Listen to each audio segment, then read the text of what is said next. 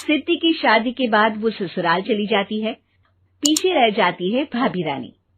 सिद्धि के ससुराल जाते ही भाभी कहती है, अरे वाह जी वाह, सारे कपड़े मेरे। हाय रे पैंट, अरे वाह वाह, मजा आ जाएगा। अरे ये सिद्धि की अलमारी के सामने खड़े होकर क्या बड़बड़ा रही है?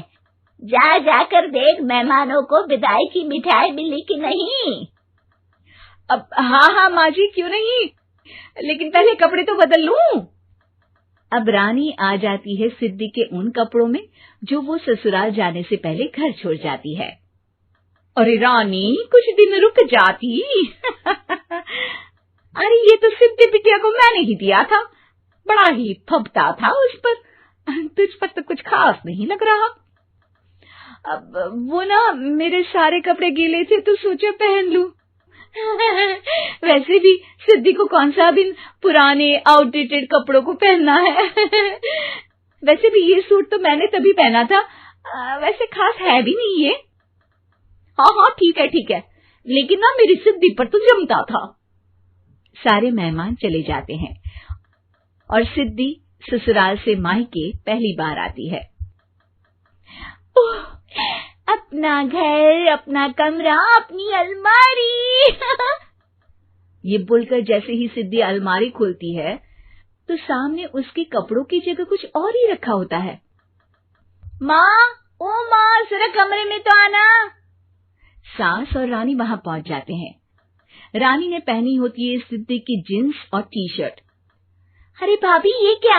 ये तो मेरी बड़ी ही महंगी टी शर्ट है, इसे आपने घर में क्यों पहनी है? अरे बहुत मिलती है दीदी ये चौक की मार्केट में, 150 में। ओ भाभी प्लीज, ये एरोपोस्टल है, 2000 की एक टी शर्ट। ओहो, 2000 में तो दीदी 4 साड़ी आ जाए।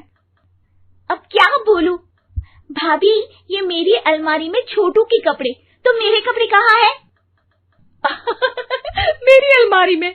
अब दीदी आपको कौन से पुराने कपड़े पहनने थे? माना भाभी, लेकिन मैं जब घर आती तो यही सब पहनती ना। अरे तुम तो बड़ी कंजूस हो दीदी।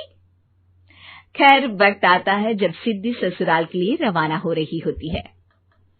अरे रानी, अंदर से सिद्धि का गिफ्ट ले आ, लड़की पहली बार ससुराल से मायके आई है।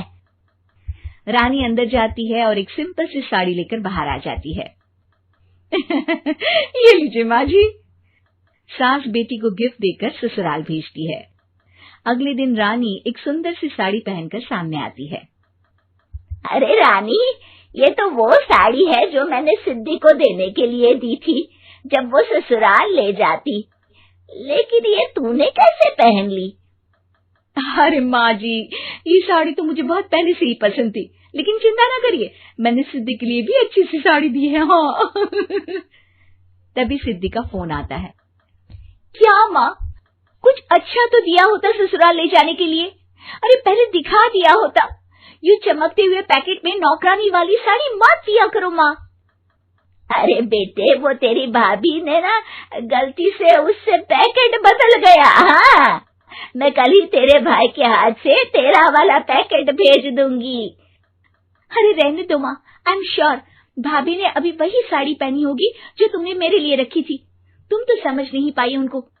खैर छोड़ो, मैं ज्यादा बोलती अच्छी नहीं लगती, रहने दो, आपको उन्हीं के साथ रहना है, फिर बात करेंगे।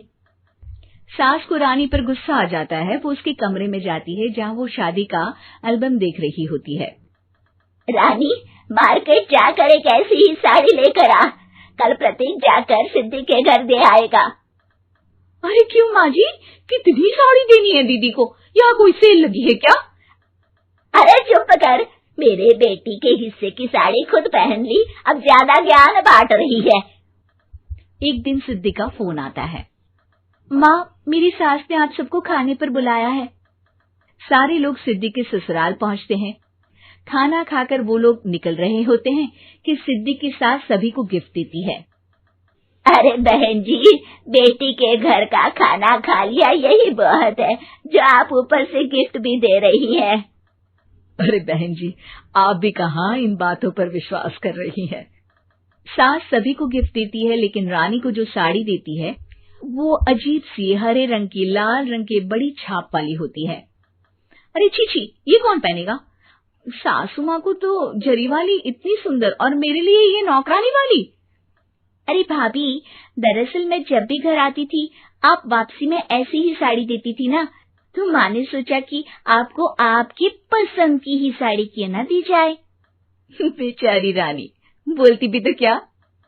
सिद्धि और सास रानी का चेहरा देखकर हंसने लगती है, तो रानी समझ जाती है कि अपने ही बिछाए जाल में वो फंस चुकी है।